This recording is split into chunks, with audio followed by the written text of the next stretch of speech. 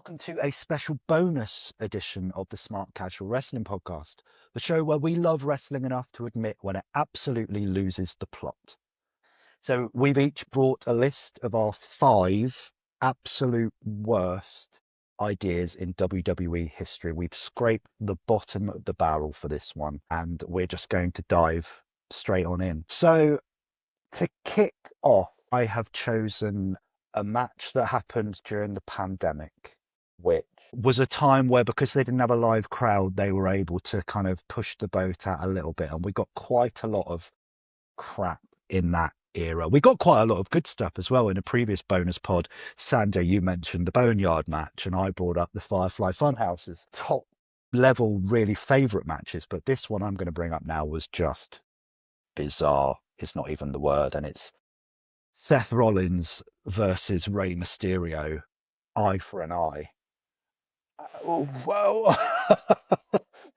I completely forgot about that. What the fuck were they thinking?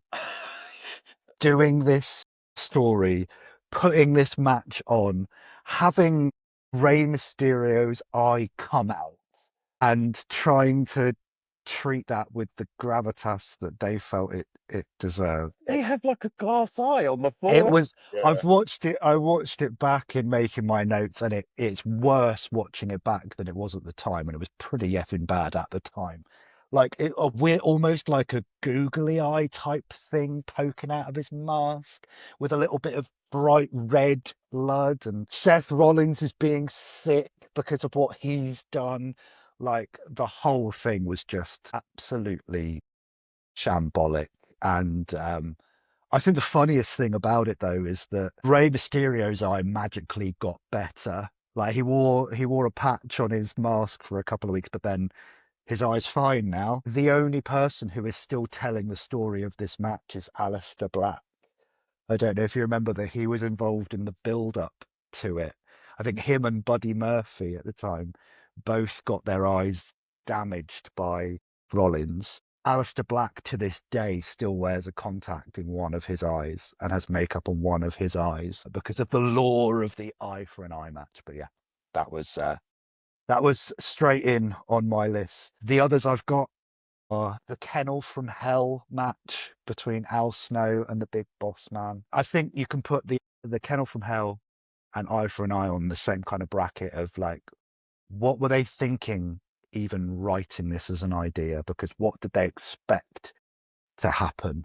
The idea being that the ring for Al Snow and Big Boss Man is going to be surrounded by feral, vicious attack dogs, whereas what actually happened was these perfectly tame dogs trotted about, sat on the floor and shagged each other.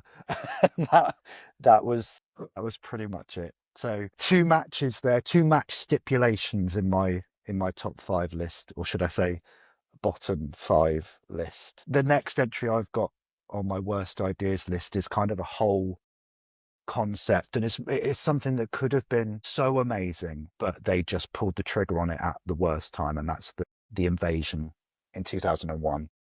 Because if you'd have told me at the age I was what, 13 maybe, when this invasion happened, 13 or 14, if you'd have told teenage me that there was going to be a WCW invasion to WWF, it would have been like all I could think about.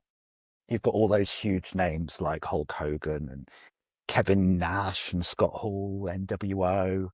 You've got Booker T, you've got Goldberg, you've got all these huge names. And barring Booker T, who did arrive, none of the others showed up for that initial WCW invasion. By all accounts, they were sitting out fairly fat contracts that they'd been given by Turner to sit at home. So it just baffles me that they made the decision to push on ahead with an invasion when, apart from Booker T, they didn't have any real stars.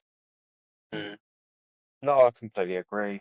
The invasion was a bit disappointing, and the Kennel from Hell, I think less said about that.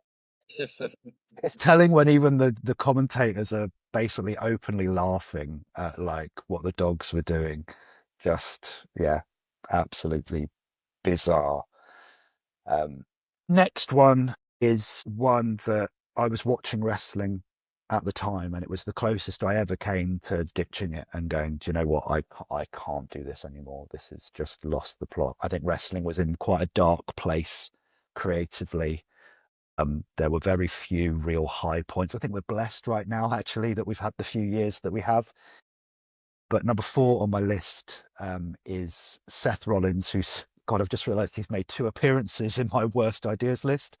But Seth Rollins versus The Fiend in Hell in a Cell. And this was unbelievably bad. There were things about the match that were bad in general. Like the lighting was bad, the cell was red and the lighting was red, and it was all not very visible. But the reason it's on my list, and I'm sure that many fans feel the same, is that it was a match that on paper is designed to be the most violent match WWE can offer you. Anything goes. We are not going to stop until there's a winner.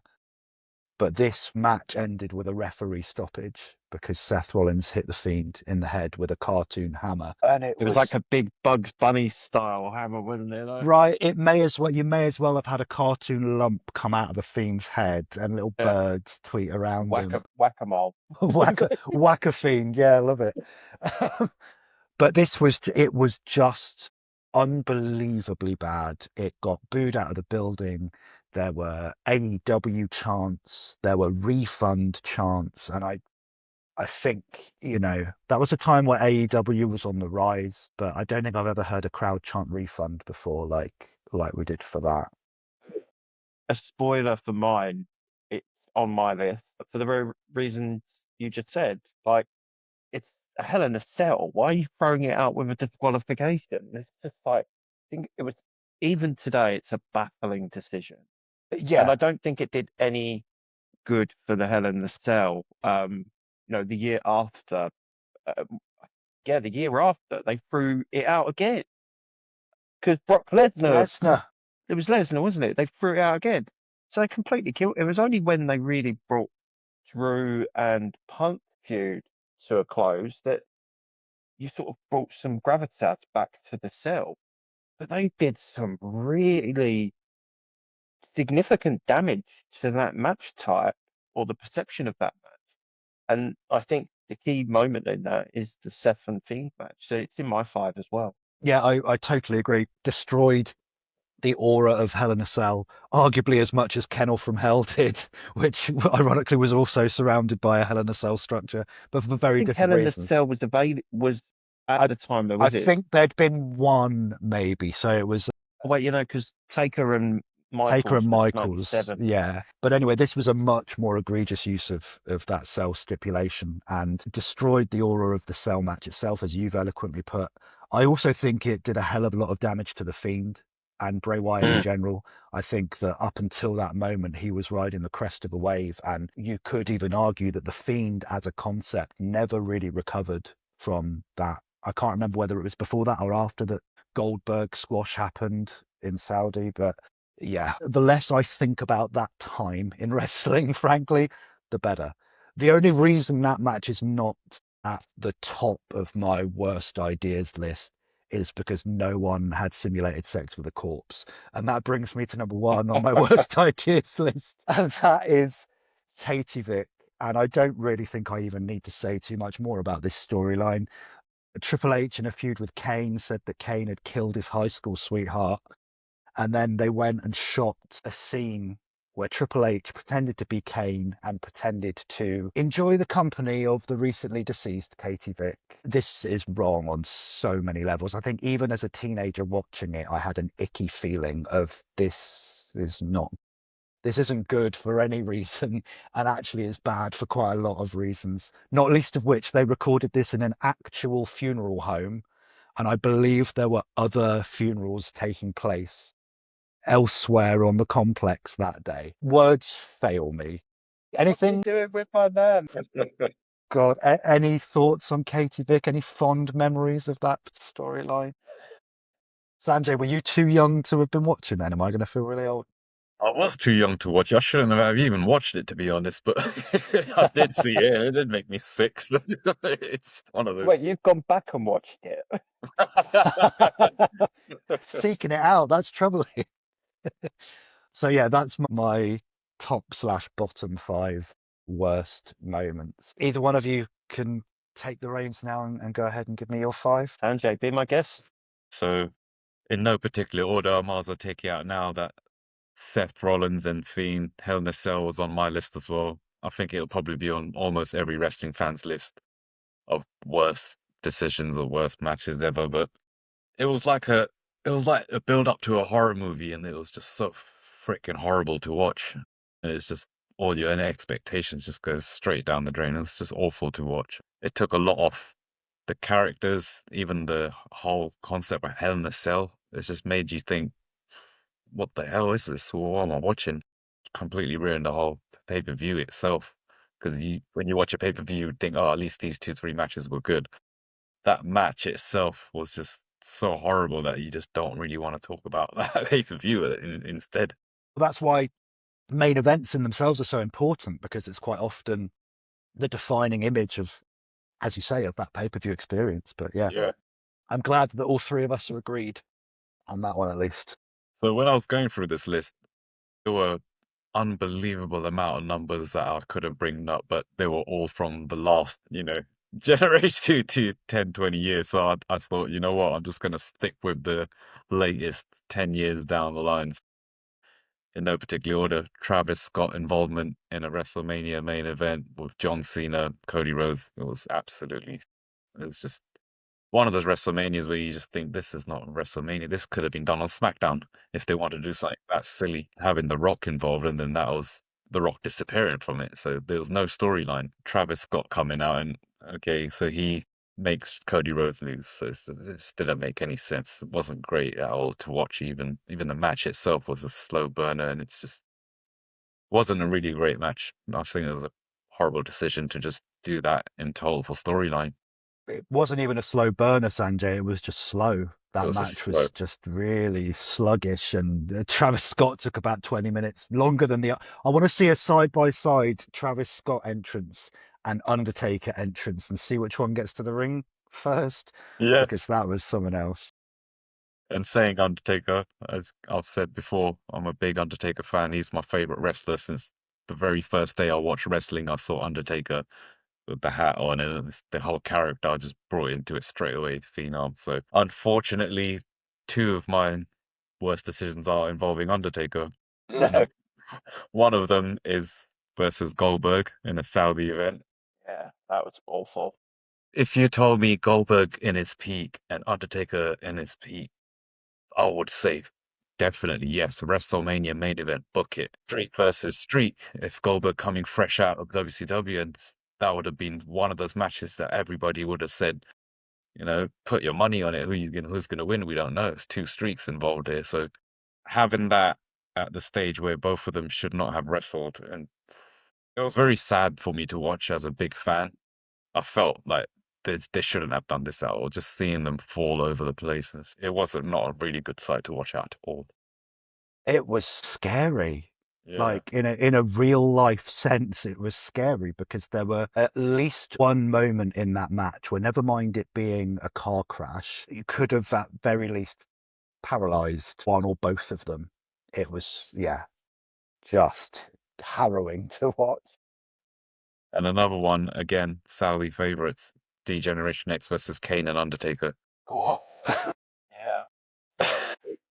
Well, yeah.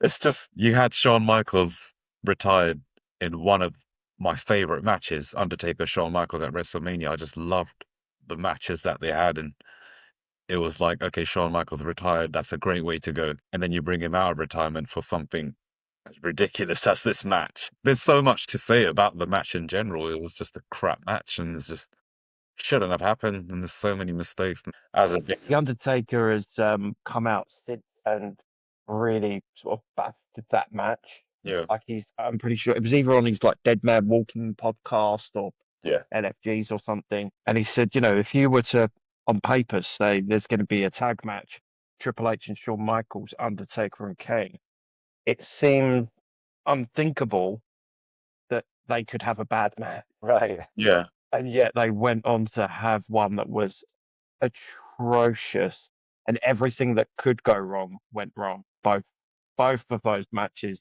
again, massive Undertaker fan.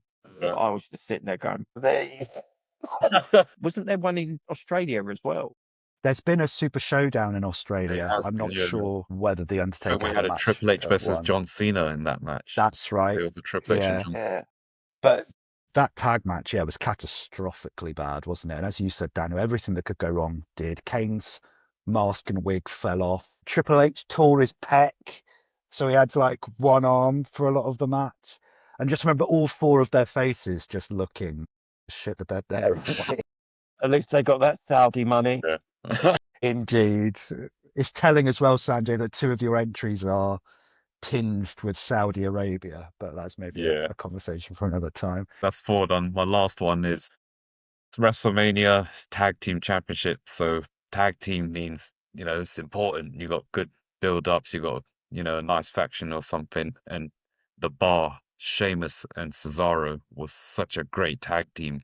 I loved everything about them, their outfits matching and everything. And then you've got a tag team match at WrestleMania against Braun Strowman and a random kid from the crowd, which I thought was the most stupidest idea to do. Even if you tell me to do it, they'll do it on a, Raw, SmackDown. Ridiculous, No, just wasn't do it it? on a live show. Nicholas, Yeah. But just do it on a live show if you want to, do something silly as that. But you just ruined the tag team championship division with that WrestleMania match. I was just hearing funny things saying, oh, he had to go to school the next night, so they had to give the tag team championships back. So it's just, why book that? Why do that? It's just stupid. maybe a prime example of a moment rather than an actual thought out creative idea of this would be funny. And I think Nicholas was like a referee's kid or something, so he was obviously a plant. They wouldn't have been able to get an actual random kid out of the audience. But yeah, just that's a strong 5 there, Sanjay. By which I mean those are effing dreadful. Daniel, were you going to sink us even further into the pits of despair with your list? I'll try. I'll give a couple of honourable mentions, and these are Okay. recent ones. First honourable mention is the release of R-Truth. I think, in hindsight, that was a really silly call, and it just bewilders me that no one pulled it up to go, we should probably rethink this.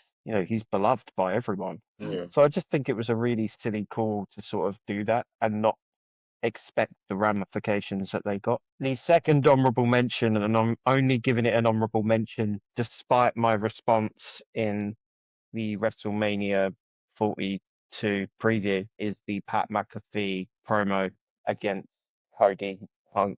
The wrestling fans, Us. us, yeah. Again, I want to just give it, I suppose, more time to digest. If this was recorded in 27 or 28, I'd probably think about it a bit more strongly.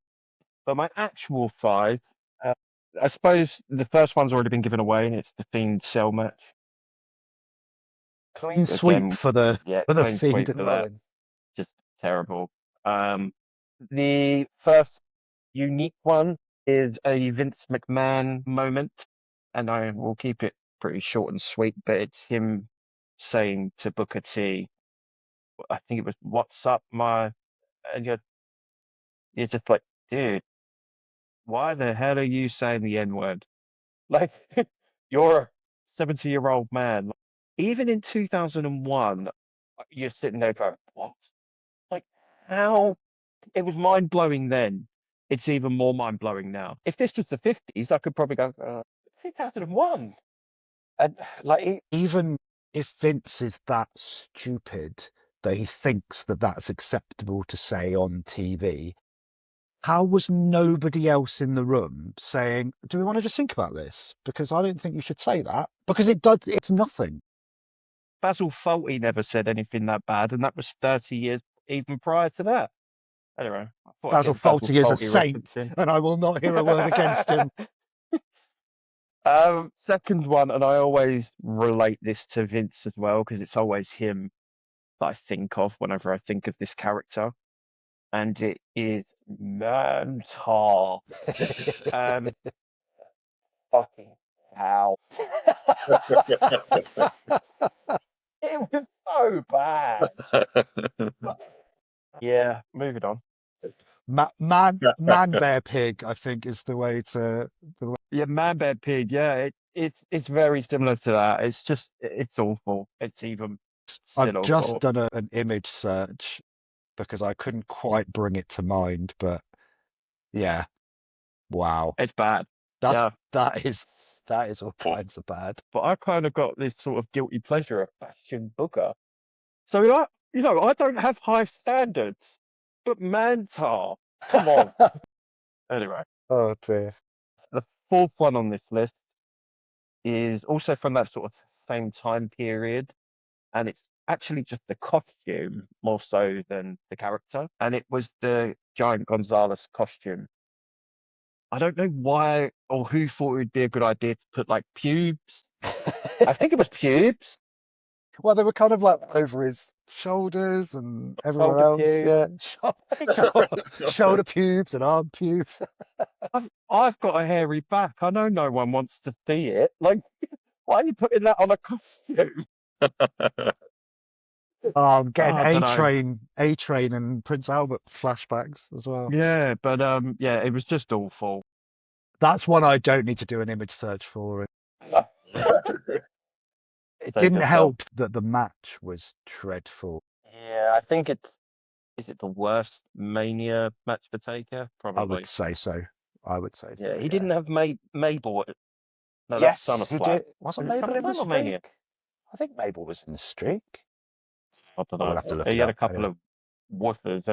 And my final one is the glorious Heidenreich. This isn't particularly about the character. It's not about a particular moment. It's just everything. Mate, where do you start with him? The music was awful. Like they're just saying his name. He had a weird Heidenreich. elbow thing. Was it Heidenreich that would come out? And a bit like how Yeah. good Ober's strut is right now. Ober for his strut, but Heidenreich was just like, here's my elbow. I hope he didn't get influenced by that. That would be sad. Could you imagine? But yeah, everything. The poetry with Michael Cole. I was Awful. just gonna. There was something else with Michael Cole as well. Yeah. Again, the matches were bad. Everything. I can't think of a single redeeming quality of anything of Heidenreich.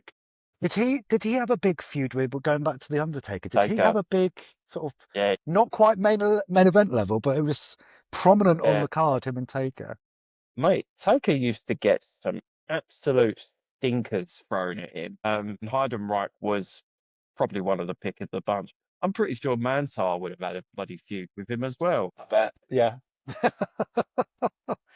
So yeah, no, they are my 5 Well, honorable mention. that is, I was going to say 15, but one of them we all shared. So there's certainly a dozen or so awful moments there that if you feel like depressing yourselves, you can go back through the archives and watch those for yourselves. It's also telling that I feel like this is a podcast theme we could come back to 5 more times and not run out of awful, cringy, hideous, misguided ideas that we've been forced to sit through over the years. So who's to say that we won't be back with another one of these down the line somewhere? But that brings us to the end of this special edition of the Smark Casual Wrestling Podcast. And until we see you again, thank you so much, Daniel. Thank you guys. Thank you, Sanjay. Thank you, guys. Thank you for the memories, Vince McMahon, and we will see you next time. Bye-bye.